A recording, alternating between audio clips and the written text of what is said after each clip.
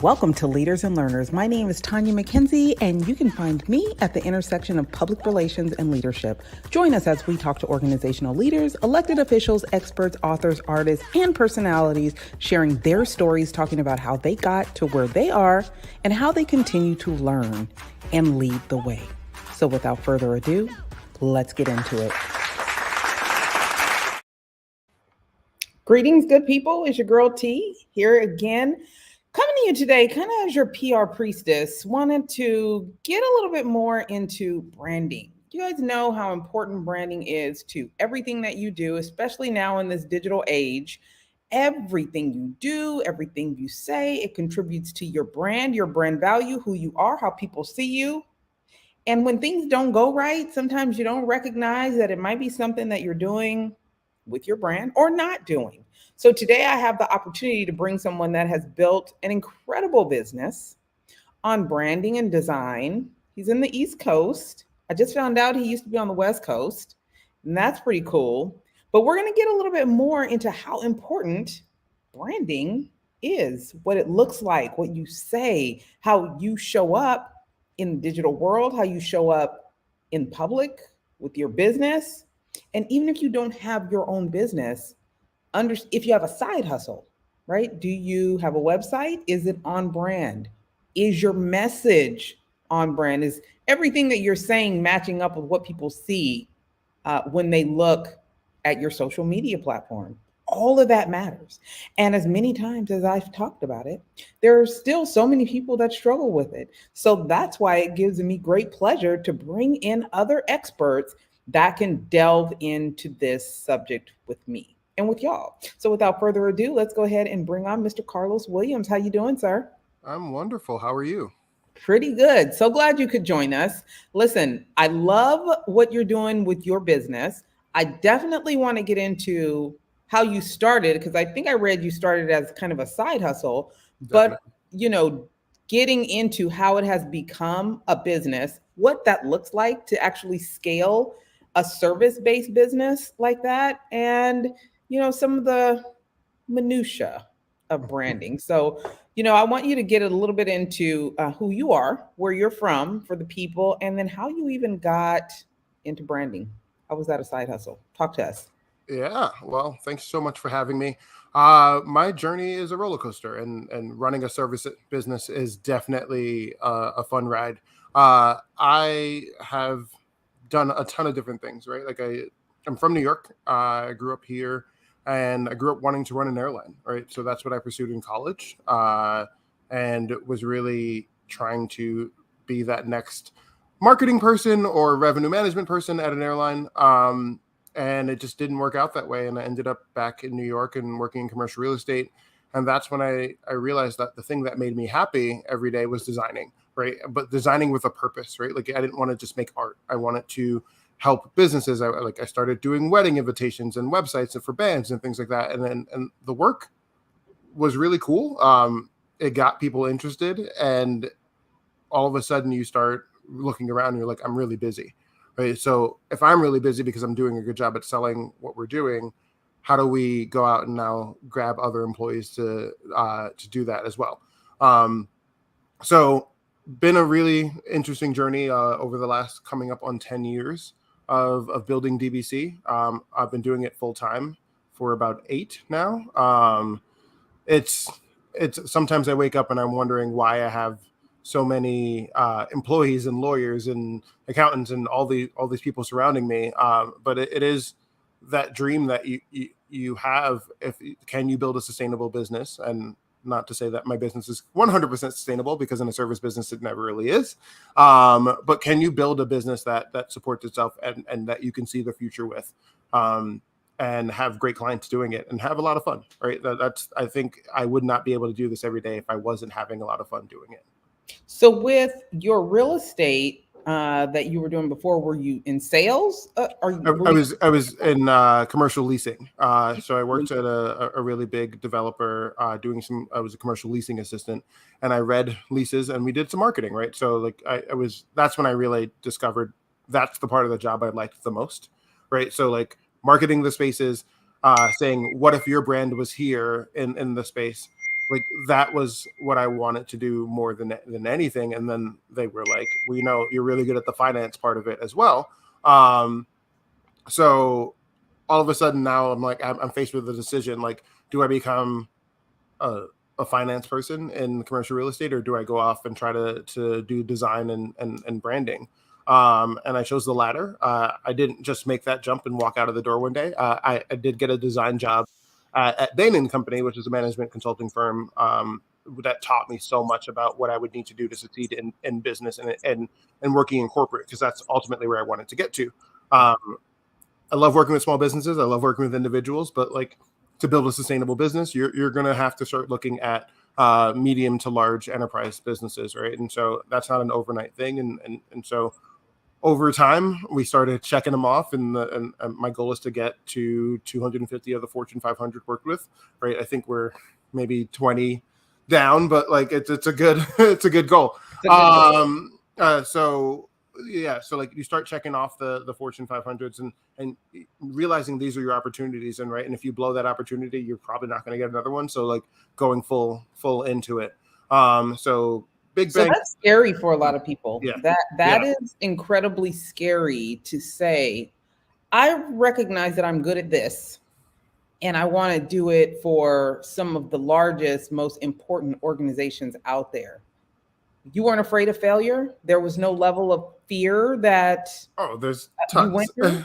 Talk through that though. It's the fear is now it's not all in your control, right? Like I'm willing to stay up until 1 a.m. and wake up at 5 o'clock and do it again. But when you work with large corporate, like you're not doing it all by yourself, right? Like, so I have a team that you grow to trust, and you put them in positions to, my job is to put them in positions to succeed, right? So whether when I'm still the creative director on a project and I'm like, all right, look, this is what we need to accomplish here. This is where I see the brand going. Let's sell this to the company that we're working with. We call our clients our citizens. So our citizens need to grow. They need stability. They need to save money. They all the things that they need to do. We have to be aligned with that. We can't just make pretty things. We can't just make things that sound well. And you would know this more than anyone. You can't make inauthentic.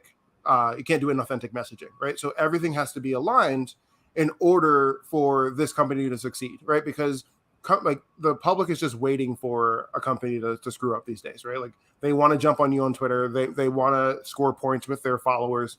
And so you can't give them those opportunities. You have to keep your brand safe. You have to keep your brand tested, test the things that you're going to put out in the world. And for me, the risk of failures is always huge, but we want to build in flexibility, right? We want to be able to test things.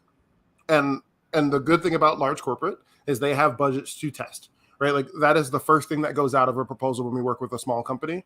But in a large company, we're like, hey, they know the importance of testing. So we put it out to a brand council, a focus group, 10% of their audience, right? Like we only want to do these tests that we are confident in. We wait for the data to come back from the test, and that's when we can roll it out widely throughout through all of their messaging, right? So we want to make sure that we're giving them the confidence to launch, and that's our job. 100% our job is giving them confidence. Let me ask you this. As you grew your organization, you also had to grow the tools that you use. How did you, as the leader of this organization, decide which tools that you were going to use to help grow your business and not get bedazzled by all the new toys that come out there? Because within our industry, it's always something new and everyone has a better way of doing things. Like how much do you stay kind of traditional and locked into what you do? And then how do you decide which tools you do wind up using and bringing on to your business? So I try to think of myself as a smart early adopter, right? Like I don't want to be too far behind on the tools that we choose. But one of the big first conversations we had to do was like a lot of creatives love working on Mac computers, right? I grew up and I started working on one when I was when I first started the business, but like they're expensive, right? Like so so if you're now like we have 14, 15 employees. if you start thinking about that, like we have to get new MacBooks every 3 or 4 years, and there's going to be a lot of them, and for a percentage of that cost, and sometimes it's half, you can get the similar specs in what folks have now on our team are Dell XPSs. But we made the decision very early on to be a Windows based organization, because I knew that, hey, like, don't go out and just try to look fancy, like make sure that we're focusing on producing the best work, right? So from the hardware side of things, like making sure that we're not overspending. And then we don't want to, like, we apply the same logic with our software and our other tools, where we're just not like going to buy something because someone says it's the latest and greatest. We want to do some testing on it. So we will pilot SaaS platforms, right? We'll have a small group work with it, say like, hey, like, did it make your life easier? Did it make you more efficient in work? And then how do you feel like we can message this to the rest of the team? And how do we write documentation for the rest of the team on how to use this? And that's how we tend to go about getting our platforms. And sometimes they're big switches. Sometimes we switch how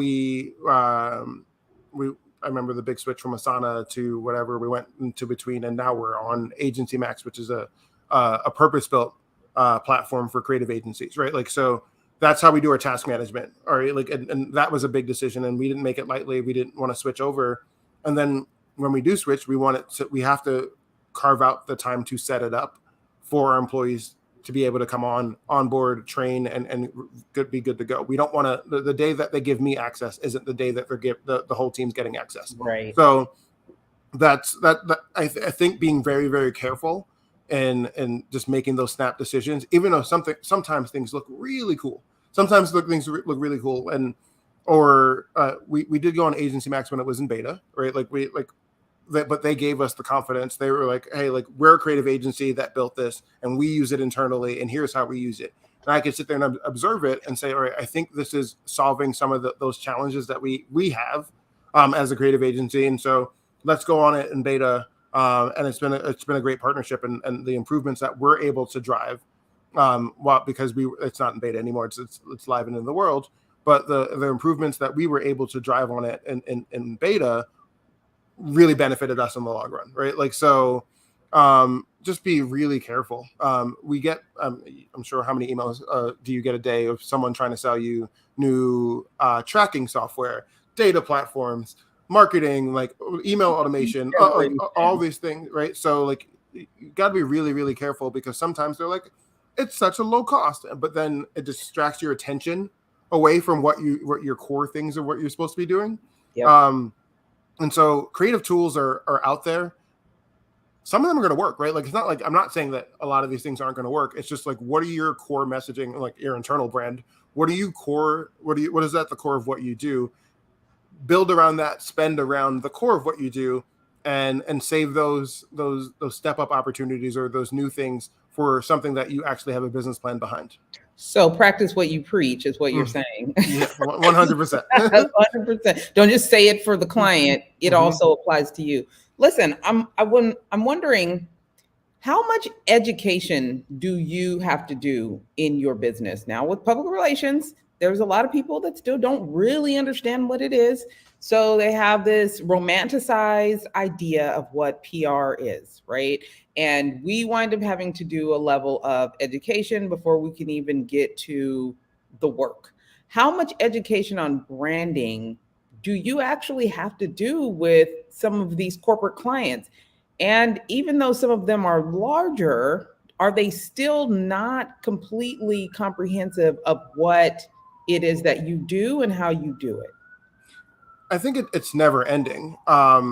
Even when you think you do a great job, and I'll start in reverse. So even when you think you do a great job at education, sometimes we have clients go, well, I didn't know, like they need something else. And we're like, yeah, we do that. And they're like, I didn't know that you do that. And we're just like, it's in that whole proposal that we gave you in the beginning, but you were so hyper focused on the one thing that you wanted, that we didn't focus on all of the things, right? So it's a constant evolution, right? Like, so sometimes, and I introduce DBC as a creative agency that focuses on brand, because I know that they've dealt with creative agencies before. Sometimes I call us a branding agency because that's traditionally what I want to call us. But then they're like, oh, you make clothes? We're like, no, we don't put brands on clothes. So it is, especially in the beginning, trying to get them to understand the full scope of your services and to understand that a brand is not a logo and a logo is not a brand. That's the biggest hurdle we get over. We have to overcome. And then from there, we're like, all right, let's focus on your visual identity. Let's focus on your messaging. And all of these key pieces are things that drive what we can call your brand. What's Okay, let's not get your into brand? this. Okay, go ahead. Let's get into this really quick because things happen, and I'm like, is it just me? Like, am I in the twilight zone? Because you are talking about larger companies that have a marketing department. So you're telling me that even some of the largest companies, you are still having to explain some of the basics of marketing. Is that what you're Yes. telling me? Are you? So the marketing department gets me, right? But we're not typically working with the marketing department. A lot of times we're introduced to a CFO, an investor relations person, and we have to explain like, hey, you're doing fine. Like you're doing fine on the speak. You're doing fine on maybe your website looks really, really great. And you're saying you want a new and better website. And we have to ask you why, right? Like and I take pride in the fact that this is our job, right? What are you trying to accomplish in the business? And then we can say, here's how brand can help you get part of the way there, all of the way there. We can take care of these 5 checkpoints, but then you're going to have to take care of the other 5, right? Like, so I always try to frame it around like, hey, we're essentially consultants. We're change management consultants. We want to change something within your business. Think of us that way. Like, because a lot of people will immediately go, I don't have a creative brain, turned off. I don't want to hear it. Like, go talk to this person. And we're just like, let us take on all these things you need to do. And when you take on that burden, you're going to have to train, right? So I'd rather do the education throughout the process, right? Like, let's get you in the door. We know we can help you. We're confident that we can help you. Here's how we're going to help you. Let's spell it out really, really clearly. You have this team who's experienced in your industry, who knows exactly what they need to do. And I'd rather do that education on a creative review where we can show them exactly what we mean, because people who turn their creative brain off, we can't say, if you had a logo that was a signature brand, it would align more with your values, right? Like, we have to show them the signatures, but we're not going to do that until you sign the contract, because we don't do spec work. And something I encourage most creative agencies not to do. So let's convince you that we are the right people to guide you on this journey and to get you where you want to go. And then when I'm talking about signature brands, here are examples of signature brands. Here's what your brand could look like as a signature brand. And here's how it's going to benefit you. And then it's like a bunch of shaking heads with the sales department, with because we want all those people in the room. We want all the stakeholders in the room when we show this stuff, because we're like, here's how it's going to benefit sales. Here's how it's going to streamline processes, so you don't have to spend as much money on all these different platforms. And we take on all of that, right? And so our internal brand, we need to differentiate between us and other agencies, because we're willing to take that stuff on, mainly because we know it's going to help, right? Like, they're going to look back on this. Yeah, go ahead. I'm curious really quick. Go back, because I don't want to lose this thought. You said you tell them you advise creative agencies not to do spec work. I advise PR and comms people don't do free PR and work. Why is that? Can you tell the people that are in these industries why it's important not to do free spec work? Because the companies that can afford to do it, like that can be profitable in doing it, are way larger than you can ever think of, right? Like, we have to focus on profitability. And if we can't figure out how profitable we were on a project because we actually gave labor hours to a project that we didn't win, that was never paid for, then you don't have a sustainable business, and you're relying on winning 1 out of 3 in order to fund the 2 out of 3 that you didn't win. And so it's just really, like, no other industry works this way besides creative and marketing. No, like, I can't call Amazon and say like, hey, send me a sample of the things that you want, and then if I like it on my wish list, I need a sample first before I go ahead and and purchase them. Yeah. And then what's to stop those companies from just using your creative with another agency anyway? Right. And so we have lost projects because one, we refuse to do spec work, but we've also lost projects. And this is always the dilemma I have. We have gotten feedback that we've lost projects with big corporations because other companies presented ideas that maybe suggested they were going to be good to go on day one.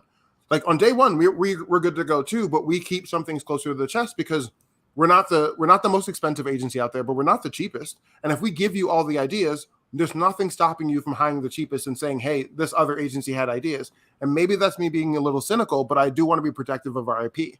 I want to have a business that people come to us to say, like, we know that you're the only ones that can do this. And that's a branding thing I use as well. Like we don't want to brand you to be the best.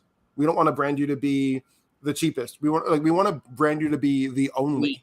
Yep. Right. Like, so like you're the only company that can solve X, Y, and Z for people who are in this situation. And if you start thinking about it in that way, then you have to apply it to yourself, right? Like, so like we apply it to ourselves. We are the only agency that's built intentionally diverse, built to serve global companies, use data in place of feelings, right? Like these are some of our core differentiating factors. And so if we know that about ourselves, there's no reason to give spec work because like, why would I give you free stuff when I know the value of it?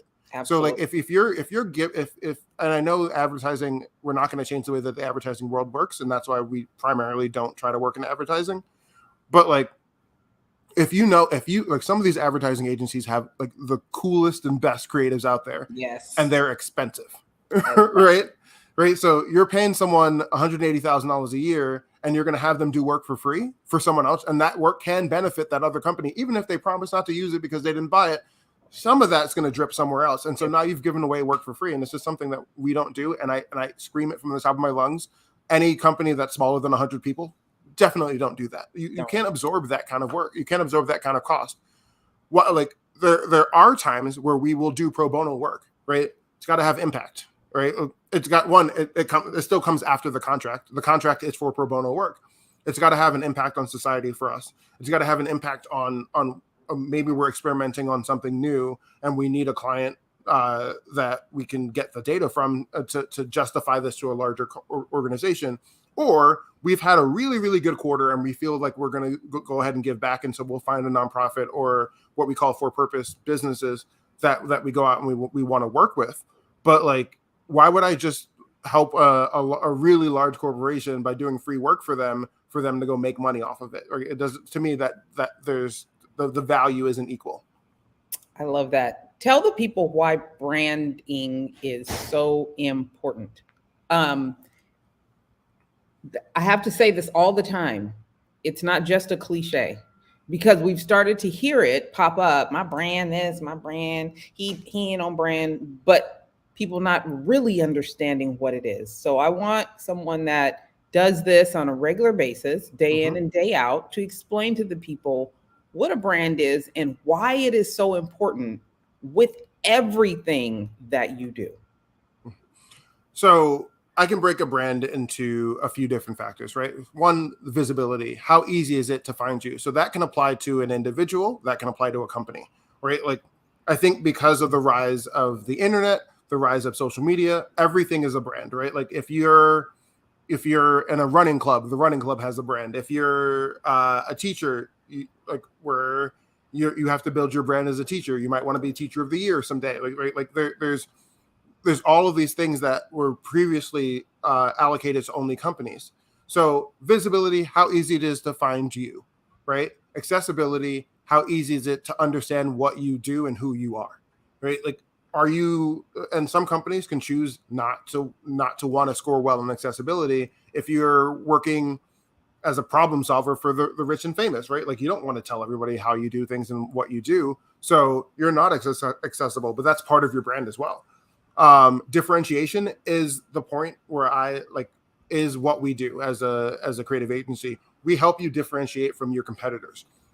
Just because you're competing with them doesn't mean that you don't want them to exist anymore, right? Like you just want to say like, hey, these customers are right for us and these customers are right for you, right? And so Target versus Walmart, they probably have a ton of the same suppliers, so they need each other, right? But Target attracts a certain type of customer, Walmart attracts a certain type of customer. There's overlap there, and that's why they're competing, right? There's some overlap, but there are some customers who will go to Target and never go to Walmart, and no matter what Walmart does on their marketing side, they're never walking into a Walmart, right? So Walmart's not like Walmart has the marketing dollars to spend to keep trying to convince them.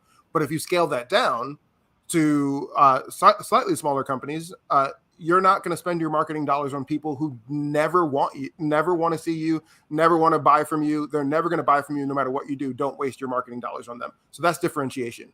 And so that's how we like one of we focus so much on it because it can help you save so much money.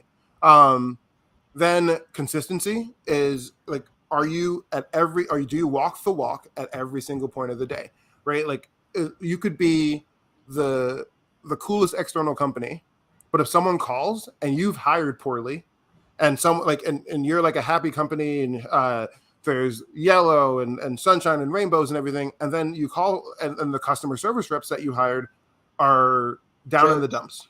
Yes. Like not even like jerks, it's down in the dumps.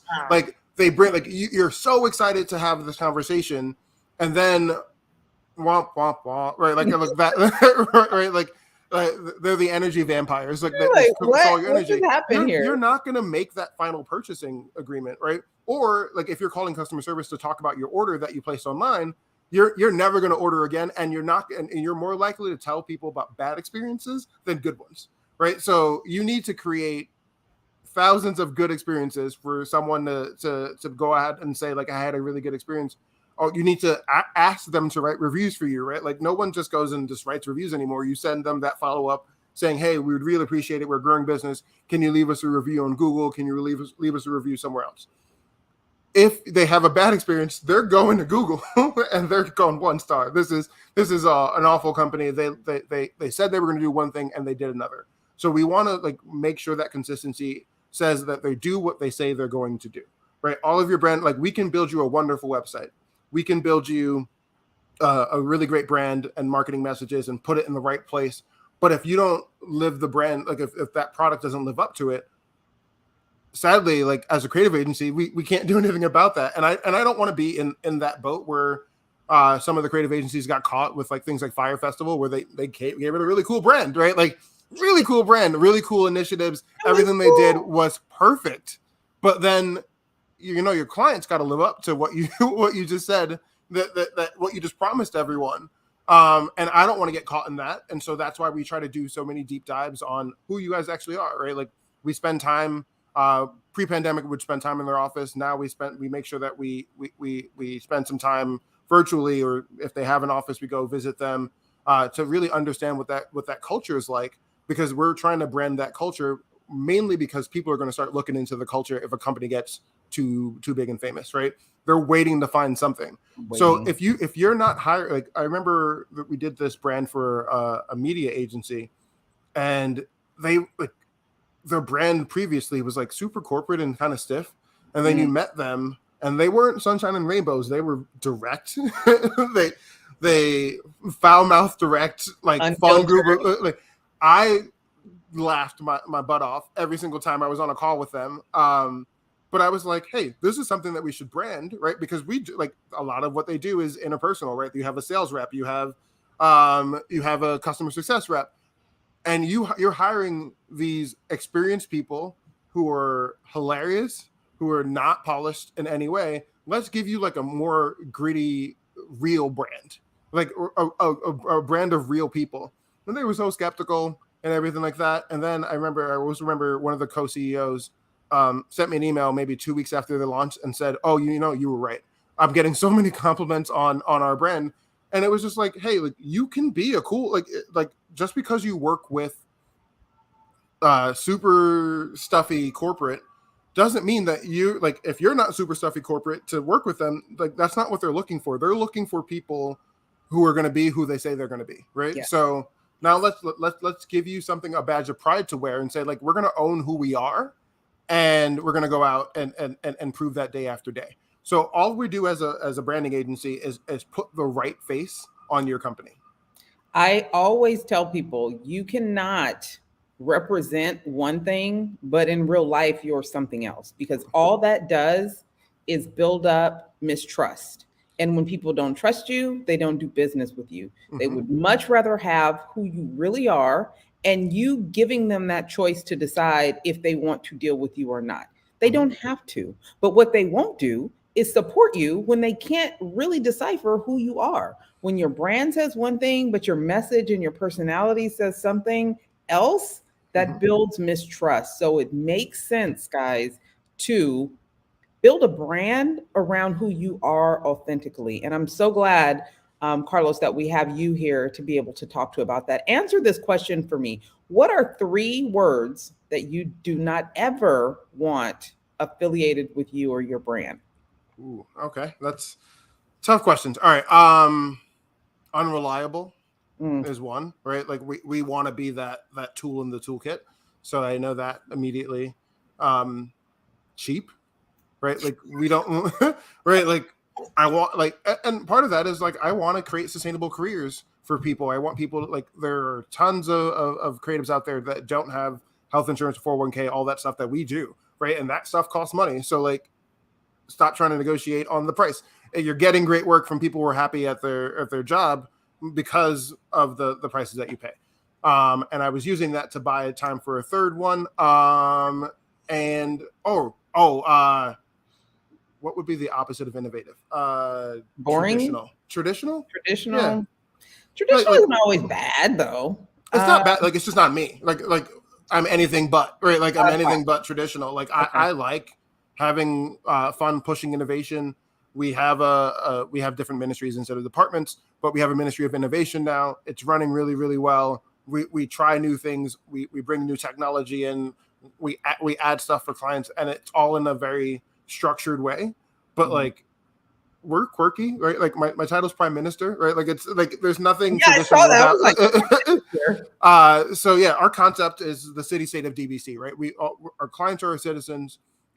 We advocate on their behalf, and we need them to operate, and they need us to help them. Like right, so everyone has a ministerial title, Mm, and that it aligns with what they do. So like if you're a deputy minister of motion design, you own motion, right? Like that's one of the areas that you own. And if our citizen I like sees that. that in an email signature and they have an idea about motion, they don't necessarily have to swing back and talk to me, right? They can say, hey Jackie, like can we talk about this motion idea that I had? And so like our goal is to democratize the design process or the So creative you process. even have a diversified staff. You have a Hmm. diverse team. And I'm speaking not just culturally, but in regards to talent. I think that's something that people miss when you start talking about diversity. It's not just diversity of origin, diversity of culture, right? It's Hmm. diversity of talents, diversity of, looks and Of learning levels style. of experience, like everything. And so we got the comment last year from a VP at Bank of America saying, I've never seen an agency built this way. And to me, it's like it wasn't part of our selling point, right? Like this is what I thought you were supposed to be doing, right? You're supposed to be putting people from different walks of life, from different experiences, from different put them all together and then make them create what our Something clients like to call amazing. magic, right? Like they call it magic, but we're like, there's a lot of work that I wish we could wave the magic wand to go, but like this complete brand package can't exist, and you can't launch it with confidence if a person of color has never seen it, right? You can't launch it if someone who's in an older age group has never seen it, and a younger, like I don't want. And I think crisis PR is part of what you offer, but I don't want to send our clients to you for that, right? I'm so so hyper focused on like, wait, that You don't could want no look like, mess. I want no yeah, like problems. could that look like what I think it looks like? Let's show it to 15 people, and if Right. any one Including of the them black girl says, over there who yeah, might have an opinion. yeah, if any one of them says it looks like what I think it looks like, it's not happening, right? Like so. Those are like interesting conversations that we have around our virtual office, right? Like all the time. So like it's like, hey, everyone, stop what you're doing. Look at this really quickly. Could this be a problem at any point in the future? if one So person for the says big yes, brands that have yeah, been caught up in the mess, listen to what he is saying. It is important to have a diverse group of people looking at your marketing and anything that goes out to the public. It is important because we don't all see the same thing. But sometimes if you have the right person in the room, they can validate that y'all all saw the same thing. and then you have to And keep empower you that out of person to trouble. right. Like, so the big thing is, like, you can't just have diversity for the sake of diversity. You have to empower them to say, hey, This one, don't do this. yes, And like sometimes, like, that's been me with our clients, like when they come to you with a grand idea, and I have to look at them straight up and say, don't do this. please It is don't. not cute. It is not going to help you in the long run. Ultimately, can I stop them from doing it? No, but will we put the creative around it to do it? Like, I taken a stand before and saying, we're not touching this? Yes, that has happened a couple times where you feel like they were using our diversity for their benefit, right? To say like, oh, we Mhm. hired a diverse agency, but we're just letting them implement what we already thought, and we're just like, this is not a good Not idea. the deal. This is Um, the deal. and so just being conscious of who's in the room and why you put them in the room to begin with. You hired us for a reason, right? Is for our brains, not for our fingertips, right? Like, at some point, Like, come on, AI is let's like, do our job. which we talk about all the time. AI is going to be able to do some of the creative and do it well, but you have to tell it what to do, right? Like, so it's like, you hired us because we have the strategy and we know where to push the creative, and test it before we launch it, right? Like, that's what I get up for every day, right? Like, that strategy. So like, I don't know if you were going to ask me if I'm worried about AI. I'm not. I'm really not. Like, I'm excited for it. We want to use it as much as we can to do things faster, to do things more efficient, to create personalization. I think that's where the AI is gonna take off for public relations, for branding, for everything. You can personalize messages with a snap of a finger now, because now you have, like, here, let me plug in all these names. And so it goes beyond like putting placeholders in emails for the customer's name. It can say, like, it can take all of this data that you've given it to say, like, this person's purchase intent was this and all this stuff. Let's write a message saying, hi, Tina. I'm just using Tina. Hi, Tina. We saw that you were doing this. We want you to do this. Here's why we think it's important to you, right? Like, and if AI can help me do that, then that's a better marketing message than I could have ever crafted. Yeah. Well, let the people know how they can get in touch with you, because I think after this conversation, there may be some people that Awesome. would love to hear from you, or just have some conversation with you about some of the Yeah. needs that they have. But go ahead and let them know how to connect. Yeah, you hit on one of our key values of conversation. So you can begin the conversation with us at studiodbc.com.